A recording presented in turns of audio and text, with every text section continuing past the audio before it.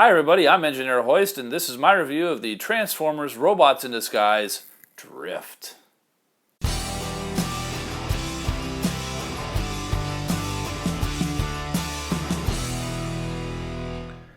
Drift is an Autobot warrior, heavily inspired by the samurai of the feudal Japan, just like the previous versions of the character, with one notable difference. He's orange. Now, if you've followed the comics, you've seen the original version of Drift, who is generally depicted as white with red highlights, and then he appeared in the Transformers Age of Extinction movie and was blue. But what a lot of people don't realize is that the original Drift design for the Age of Extinction was for him to be black with orange highlights, but the original Bugatti car that they had wanted to get was sold off, so they had to go with their second choice, which was the blue version that we got. So I guess they're going back to what they originally wanted with him was the orange, and here he is. He's a really good-looking figure. The great details. He's got the samurai cowl. He's got these hip flares, which also has the sword storage. And of course, he has the Autobot symbol with the QR code for entering him into the Robots in Disguise mobile game. It's got a really good looking face sculpt. Disappointing thing is that they weren't able to paint his facial hair. But sure, it's small, it's tiny, it's difficult to do, but yet they still got this very thin line there around the edge of it. So I'm not sure what happened there, but I think if you have a steady hand, then it could probably be done fairly easily. And I'm going to try that at some point. But I need to test my painting skills. But he comes with two swords. He's got the shorter sword and a longer sword. Pretty sure that's typical for samurais. And again, the swords do store in the side on his hip, and there's a little, they do kind of lock into place. There's a little tiny, very tiny ball right on the end of the sword. I'm not sure if it'll focus. Yeah, so you can see kind of a little ball there. It kind of locks it in place. And he's pretty articulated. He doesn't really have a waist joint, but he's kind of got a torso joint. And it actually comes in handy because if you do it just right, you can actually have him drawing his sword. It makes for a pretty dynamic and nice little pose there. And to compare him with the previous versions of Drift, like I mentioned, first we'll bring out the original Drift figure. And then we'll bring out the Age of Extinction figure. So that's a lot of samurai goodness there. If these guys absolutely could bring a sword to a gunfight and do really well.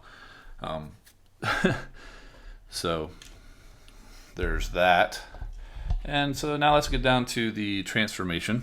First, obviously, you need to remove the swords and straighten out the head.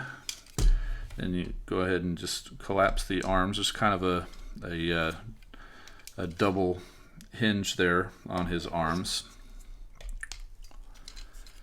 Get them straightened out. Straighten out the legs, peg them together, which is a familiar step in most Transformers toys. Go ahead and these hip pieces do flare out to help with the opposing. If they're out, you just go ahead and put them down. Flip up the feet, spin him around. Then go ahead and slide the top. Actually, first thing you want to do is we'll go ahead and flip that piece up to cover his face. And we'll bring these pieces. They don't really tab together. They just kind of, lock together. And bring up the front and then bring the arms in. You can see it kind of tabs back here and up here. Just get these two pieces tabbed in. The one up by his torso is a little bit harder to get, so try to get that one first, and then he kind of pegs into the back there a little bit better. And sometimes it takes a little fiddling to get all of his panels to line up nicely. And he forms a nice little orange sports car. And he also does have storage for his swords underneath. There's a couple little pegs here. It doesn't matter which side the swords go on, it'll fit on either side. And there's a little slot there in the handle. And there he is. I'm not sure if he's really meant to be modeled after any particular car, but he sure does look really nice. He rolls pretty well, except for the front wheels. The front wheels, for some reason, don't really roll very well, especially on this slick surface. This front wheel's not even rolling at all. Nice piece. He's kind of got like almost like the cow horns like you see on some Western cars, but this is actually reminiscent of the crest on his headpiece.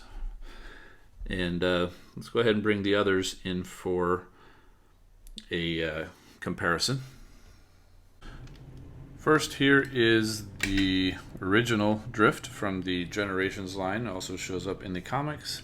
And here is the Transformers Age of Extinction Drift. So some definitely keeping the sports car vibe going. Although the original one is more of a Japanese-styled drift racer, that's where his name actually comes from. But so the Robots in Disguise is clearly patterned more after the Age of Extinction muscle car, the Bugatti Veyron, or however you say it. I think it's an Italian car, who also happens to have the sword storage underneath. He also has a couple up in the body for the shorter swords. Oh yeah, and of course the great sword stores underneath the Drift. So it's definitely keeping a lot of those same cues from the previous ones, and we'll get him back into the robot mode. And of course, just like all Transformers, you pretty much just undo what you did before. So we'll just untab the arms here and just kind of pull them out for now. Then we'll bring the top back. You can see it kind of rotates on this piece there on the legs. And you can flip that back, flip this down, rotate it around at the, we'll call it a waist.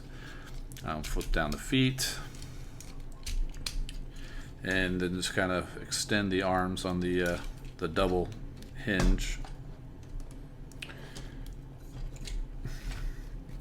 And there's Drift back in his robot mode, ready to take some names and bring some people back for justice. Interesting thing I found on mine is there's a little bit of a flaw on here. His hand, I don't know if it really comes across very well, but it's almost like it wasn't molded very well or painted.